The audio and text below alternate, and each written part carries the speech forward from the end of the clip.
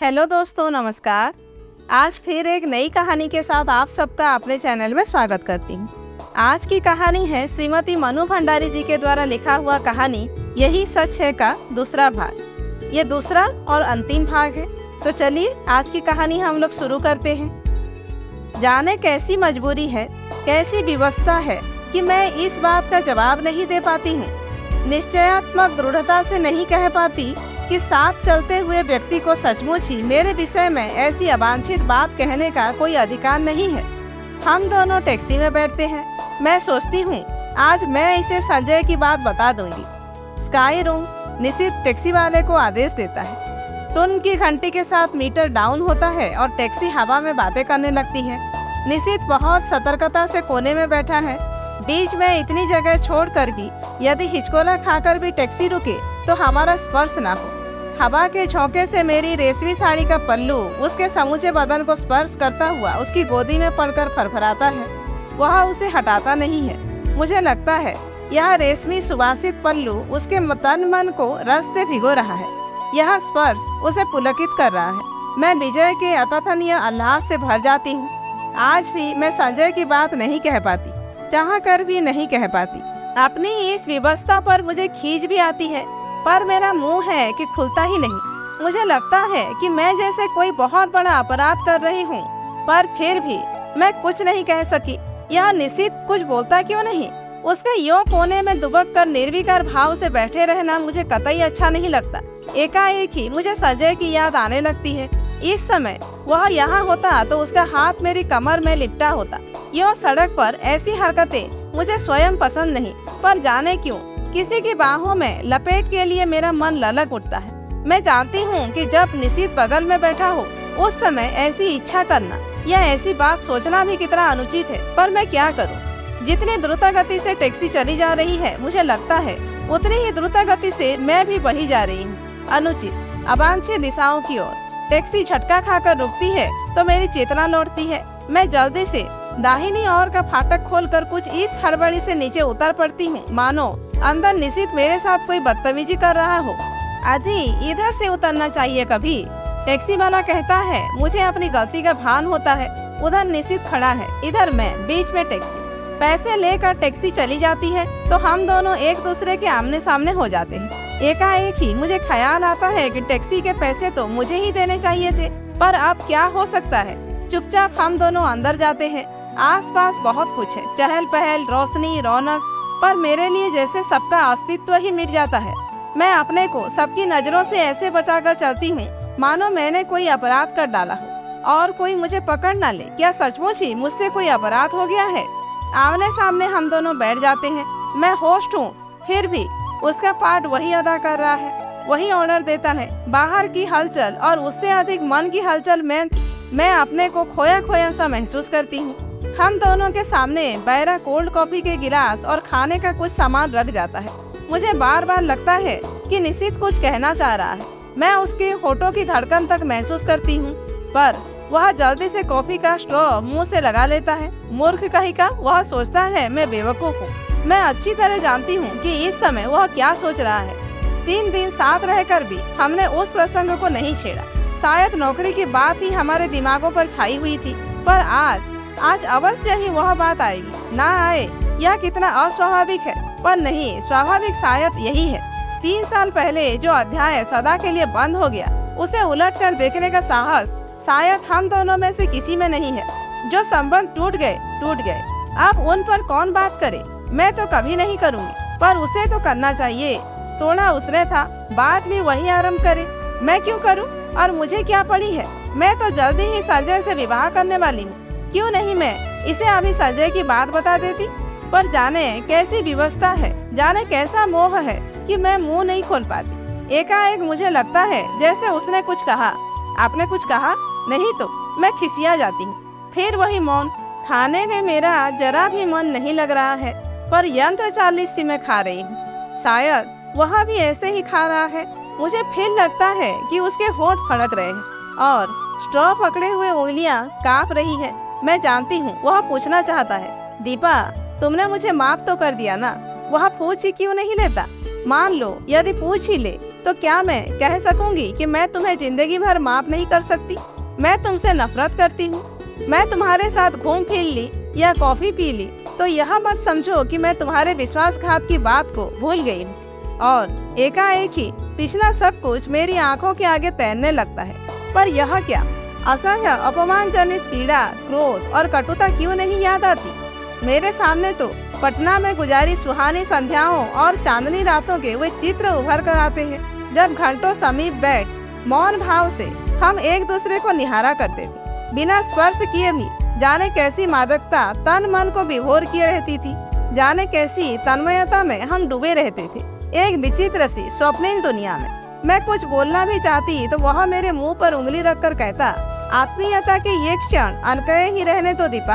आज भी तो हम मौन ही हैं, एक दूसरे के निकट ही हैं। क्या आज भी हम आत्मीयता के उन्हीं क्षणों में गुजर रहे हैं? मैं अपनी सारी शक्ति लगाकर चीख पड़ना चाहती हूँ, नहीं नहीं नहीं, पर कॉफी सिप करने के अतिरिक्त मैं कुछ नहीं कर पाती। मेरा यह विरोध हृदय की न जाने कौन सी अतल गहराइयों में डूब जाता है। निश्चित मुझे बिल नहीं देने देता। एक विचित्र सी भावना मेरे मन में उठती है कि छीना झपटी में मैं किसी तरह मेरा हाथ इसके हाथ से छूट जाए और मैं अपने स्पर्श से उसके मन के तारों को झंझना देना चाहती हूँ, पर वैसा अवसर नहीं आता। बिल वही देता है, मुझसे तो विरोध भी नहीं किया जाता। मन में प्रचंड तूफान, पर फिर भी निर्विकार भाव से मैं टैक्सी में आकर बैठती हूँ। फिर वही मौन, वही दूरी। पर जाने क्या है कि मुझे लगता है कि निश्चित मेरे बहुत निकट आ गया है, बहुत ही निकट। बार बार मेरा मन करता है कि क्यों नहीं निश्चित मेरा हाथ पकड़ लेता, क्यों नहीं मेरे कंधे पर हाथ रख देता। मैं जरा भी बुरा नहीं मानूंगी, जरा भी नहीं, पर वह कुछ भी नहीं करता। सोते समय रोज की तरह मैं आज भी संजय का ध्यान करते हुए सोना चाहती हूँ, पर निश्चित है कि बार बार संजय की आकृति को हटाकर स्वयं आ खड़ा होता है। कलकत्ता। अपनी मजबूरी पर खींच जाती हूँ। आज कितना अच्छा मौका था सारी बात बता देने का, पर मैं जाने कहाँ भटकी थी कि कुछ भी नहीं बता पाई। शाम को मुझे निश्चित अपने साथ लेक ले गया। पानी के किनारे हम घास पर बैठ गए। कुछ दूर पर काफी भीड़ भाड़ और चहल पहल थी, पर यह स्थान अपेक्षाकृत शांत था। सामने लेक के पानी में छोटी छोटी लहरें उठ रही थी। चारों ओर के वातावरण का कुछ विचित्र सा भाव मन में पड़ रहा था। अब तो तुम यहाँ आ जाओगी, मेरी ओर देखकर उसने कहा। हाँ, नौकरी के बाद क्या इरादा है? मैंने देखा उसकी आंखों में कुछ जानने की आतुरता फैलती जा रही है, शायद कुछ कहने की भी। मुझसे कुछ जानकर वह अपनी बात कहेगा, कुछ नहीं। जाने क्यों मैं यह कह गई, कोई है जो मुझे कचोटे डाल रहा है। क्यों नहीं मैं बता देती कि नौकरी के बाद मैं संजय से विवाह करूंगी। मैं संजय से प्रेम करती हूँ, वह मुझसे प्रेम करता है। वह बहुत अच्छा है, बहुत ही। वह मुझे तुम्हारी तरह धोखा नहीं देगा, पर मैं कुछ भी तो नहीं कह पाती। अपनी इस बेबसी पर मेरी आंखें छलछला आती हैं। मैं दूसरी ओर मुंह फेर लेती हूँ। तुम्हारे यहाँ आने से मैं बहुत खुश हूँ। मेरी सांस जहाँ की तहाँ रुक जाती है आगे के शब्द सुनने के लिए, पर शब्द नहीं आते। बड़ी कातर, करुण और याचना भरी दृष्टि से मैं उसे देखती हूँ, मानो कह रही हो कि तुम कह क्यों नहीं देते निश्चित कि आज भी तुम मुझे प्यार करते हो, तुम मुझे सदा अपने पास रखना चाहते हो। जो कुछ हो गया है उसे भूलकर तुम मुझसे विवाह करना चाहते हो। कह दो निश्चित, कह दो। यह सुनने के लिए मेरा मन अकुला रहा है, छटपटा रहा है। मैं बुरा नहीं मानूंगी, जरा भी बुरा नहीं मानूंगी। मान ही कैसे सकती हो निश्चित? इतना सब हो जाने के बाद भी शायद मैं तुमसे प्यार करती हूँ, शायद नहीं, सचमुच ही मैं तुम्हें प्यार करती हूँ। जानती हूँ तुम कुछ नहीं कहोगे, सदा के ही मितभाषी जो हो, फिर भी कुछ सुनने की आतुरता लिए मैं तुम्हारी तरफ देखती रहती हूँ। पर तुम्हारी नजर तो लेक के पानी पर जमी हुई है, शांत, मौन। आत्मीयता के ये क्षण अनकहे भले ही रह जाएं, पर अनबुझे नहीं रह सकते। तुम चाहे ना कहो, पर मैं जानती हूँ तुम आज भी मुझे प्यार करते हो, बहुत प्यार करते हो। मेरे कलकत्ता आ जाने के बाद इस टूटे संबंध को फिर से जोड़ने की बात ही तुम इस समय सोच रहे हो। तुम आज भी मुझे अपना ही समझते हो। तुम जानते हो आज भी दीपा तुम्हारी है और मैं। लगता है इस प्रश्न का उत्तर देने का साहस मुझ में नहीं है। मुझे डर है कि जिस आधार पर मैं तुमसे नफरत करती थी, उसी आधार पर कहीं मुझे अपने से नफरत न करनी पड़े। लगता है रात आधी से भी अधिक ढल गई है।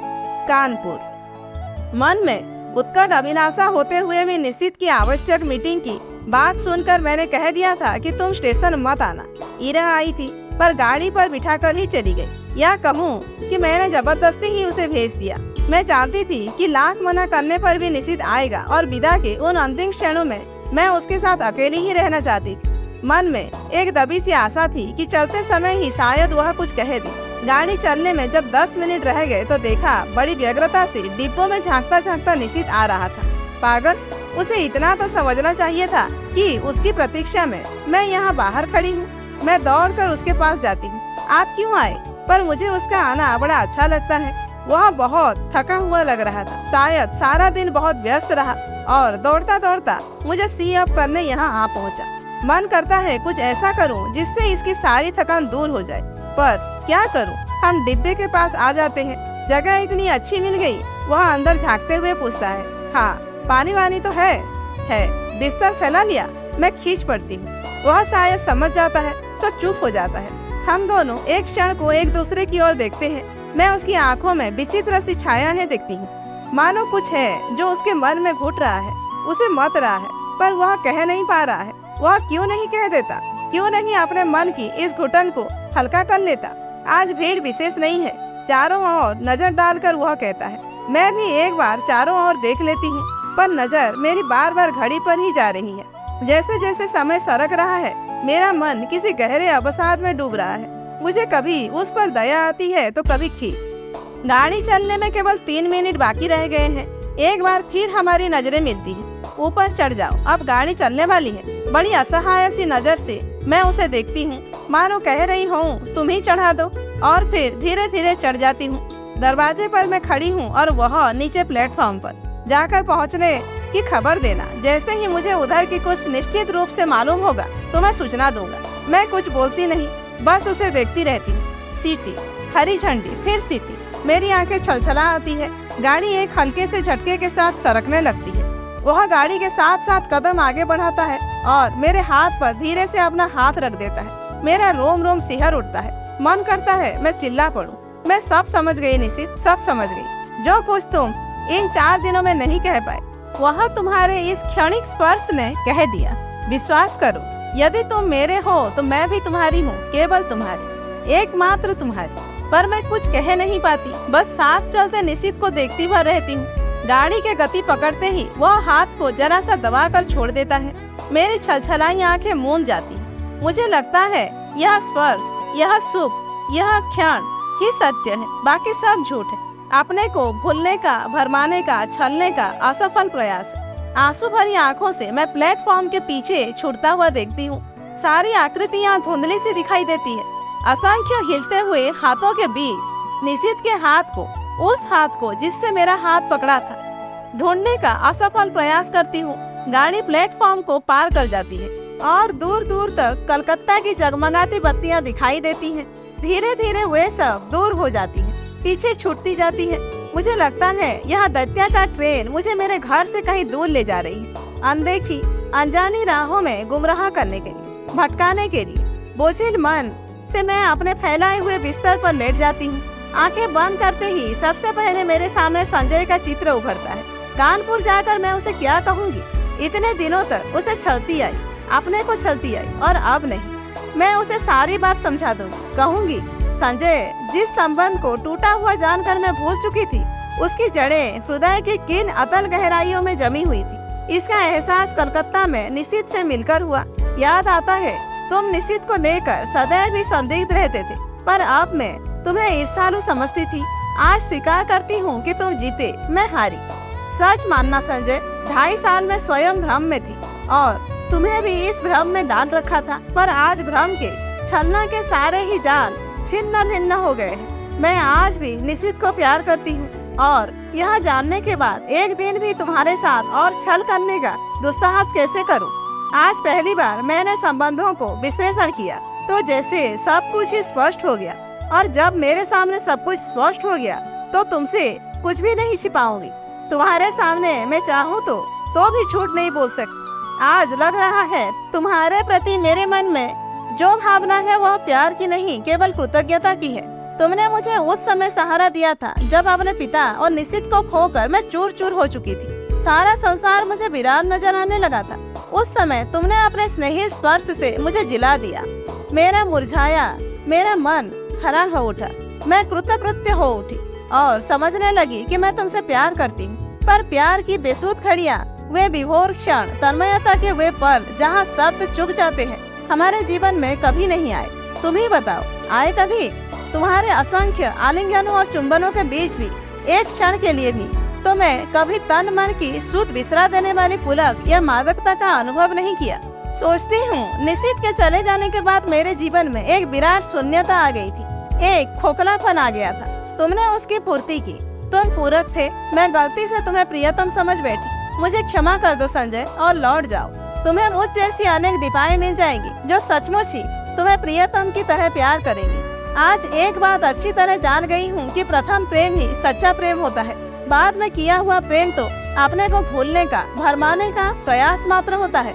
इसी तरह की असंख्य बातें मेरे दिमाग में आती है जो मैं संजय से कहूँगी, कह सकूंगी यह सब, लेकिन कहना तो होगा ही। उसके साथ अब एक दिन भी छल नहीं कर सकती। मन से किसी और की आराधना करके तन से उसकी होने का अभिनय करती रहूं। छी, नहीं जानती यही सब सोचते सोचते मुझे कब नींद आ गई। लौटकर अपना कमरा खोलती हूँ तो देखती हूँ सब कुछ ज्यों का त्यों है। सिर्फ फूलदान के रजनीगंधा मुरझा गए हैं। कुछ फूल झड़कर जमीन पर इधर उधर भी बिखर गए हैं। आगे बढ़ती हूँ तो जमीन पर पड़ा एक लिफाफा दिखाई देता है। संजय की लिखाई है। खोला तो छोटा सा पत्र था। दीपा, तुमने जो कलकत्ता जाकर कोई सूचना ही नहीं दी। मैं आज ऑफिस के काम से कटक जा रहा हूँ। 5-6 दिन में लौट आऊंगा। तब तक तुम आ ही जाओगी। जानने को उत्सुक हो कि कलकत्ता में क्या हुआ। तुम्हारा संजय। एक लंबा निश्वास निकल जाता है। लगता है एक बोझ, बड़ा बोझ हट गया।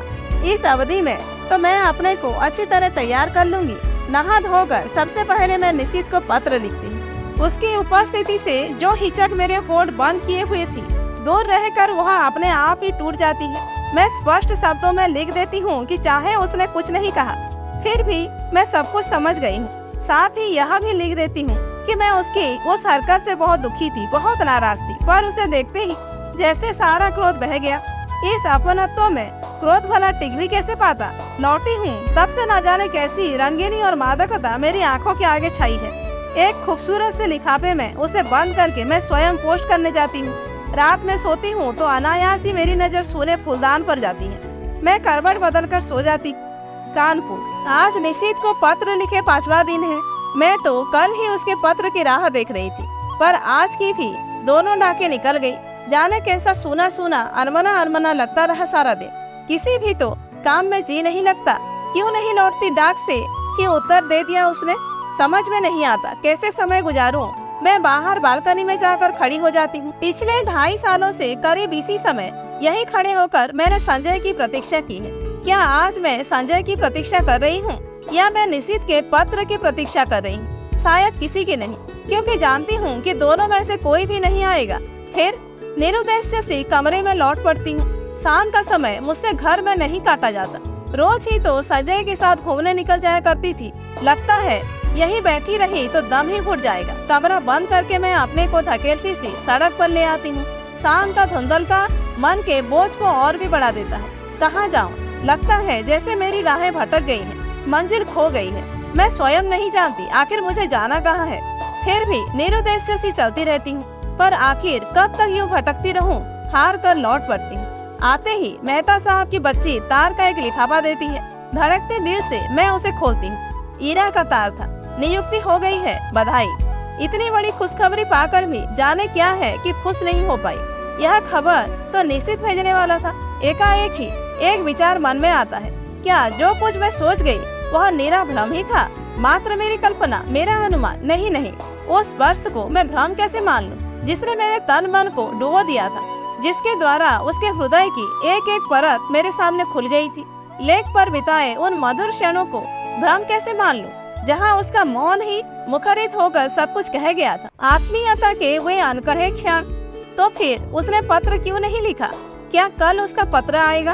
क्या आज भी उसे वही हिचक रोके हुए है? तभी सामने की घड़ी टन टन करके 9 बजाती है। मैं उसे देखती हूँ। यह संजय की लाई हुई है। लगता है जैसे यह घड़ी घंटे सुना सुना कर मुझे संजय की याद दिला रही है। फहराते ये हरे पर्दे, यह हरी बुक रैक, यह टेबल, यह फूलदान, सभी तो संजय के ही लाए हुए हैं। मेज पर रखा यह पेन उसने मुझे सालगिरह पर लाकर दिया था। अपनी चेतना के इन बिखरे सूत्रों को समेटकर मैं फिर पढ़ने का प्रयास करती हूँ, पर पढ़ नहीं पाती। हार कर मैं पलंग पर लेट जाती हूँ। सामने के फूलदान का सूनापन मेरे मन के सूनेपन को और अधिक बढ़ा देता है। मैं कसकर आंखें मूंद लेती हूँ। एक बार फिर मेरी आंखों के आगे लेक का स्वच्छ नीला जल उभर आता है, जिसमें छोटी छोटी लहरें उठ रही थी। उस जल की ओर देखते हुए निशित की आकृति उभर कर आती है। वह लाख जल की ओर देखे, पर चेहरे पर अंकित उसके मन की हलचल को मैं आज भी इतने दूर रह कर भी महसूस करती हूँ। कुछ न कह पाने की मजबूरी, उसकी विवशता, उसकी घुटन आज भी मेरे सामने साकार हो उठती है। धीरे धीरे लेक के पानी का विस्तार सिमटता जाता है और एक छोटी सी राइटिंग टेबल पे बदल जाता है, और मैं देखती हूँ कि अब एक हाथ में पेन लिए और दूसरे हाथ की उंगलियों को बालों में उलझाए निशित बैठा है। वही मजबूरी, वही व्यवस्था, वही घुटन लिए। वह चाहता है पर जैसे लिख नहीं पाता। वह कोशिश करता है पर उसका हाथ बस कांप कर रह जाता है। ओह, लगता है उसकी घुटन मेरा दम घोट कर रख देगी। मैं एकाएक ही आंखें खोल देती हूँ। वही फूलदान, पर्दे, मेज, घड़ी। आखिर आज निशित का पत्र आ गया। धड़कते दिल से मैंने खोला। उतना छोटा सा पत्र। प्रिय दीपा, तुम अच्छी तरह पहुंच गई, यह जानकर प्रसन्नता हुई। तुम्हें अपनी नियुक्ति का तार तो मिल ही गया होगा। मैंने कल ही ईरा जी को फोन करके सूचना दे दी और उन्होंने बताया था कि तार दे देंगे। ऑफिस की ओर से भी सूचना मिल जाएगी। इस सफलता के लिए मेरी ओर से हार्दिक बधाई स्वीकार करना। सच मैं बहुत खुश हूँ कि तुम्हें यह काम मिल गया। मेहनत सफल गई। शेष फिर शुभेच्छु निशित। बस धीरे धीरे पत्र के सारे शब्द आंखों के आगे लुप्त हो जाते हैं। रह जाता है केवल शेष फिर। तो अभी उसके पास कुछ लिखने को शेष है। क्यों नहीं लिख दिया उसने अभी?